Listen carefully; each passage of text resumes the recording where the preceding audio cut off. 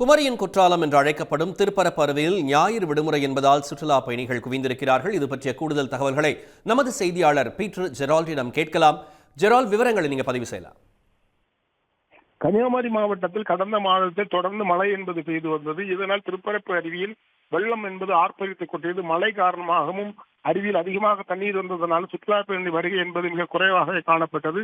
இந்த நிலையில் தற்பொழுது மழையினுடைய தாக்கம் குமரி மாவட்டத்தில் குறைந்து வருகிறது. அவ்வப்போது விட்டு விட்டு ஆங்காங்கே சாரல் மழை பெய்து வருகிறது. இந்த நிலையில் திருப்பரப்பு அருவியில் நீர்வரத்து என்பது மிதமான தண்ணீர் என்பது கொட்டி வருகிறது. ரம்மியமான குளிப்பதற்கு அருமையான ஒரு சீசனாக இருந்து வருகிறது. இதனால் தற்பொழுது அருவியிலுள்ள கொட்டுகின்ற தண்ணீர் என்பது முல்லை பூக்கள் கொட்டுவதை போன்று வெள்ளை வெள்ளையர் என்று விழுகிறது.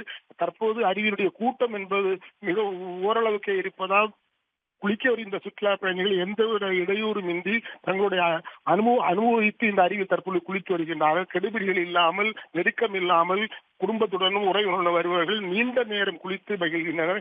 இதமான சூழ்நிலையும் பருவகாலமும் சூழ்நிலையும் திருப்பரப்பு இதமாக இருந்தது. கூட்டம் குறைவாக இருப்பது சுற்றுலா பயணிகளுக்கு மிகுந்த மகிழ்ச்சியை தருகிறது. தொடர்ந்து வருங்காலங்களில் இந்த சீசன் நீடிக்கும் என்பதால் சுற்றுலா பயணிகளின் வருகை அதிகரிக்கும் என எதிர்பார்க்கப்படுகிறது. பீட்டர் ஜெரால்ட், விவரங்களுக்கு நன்றி. உடனுக்குடன் செய்திகளை தெரிந்து கொள்ள சன் நியூஸ் பெல் ஐகானை கிளிக் பண்ணுங்க.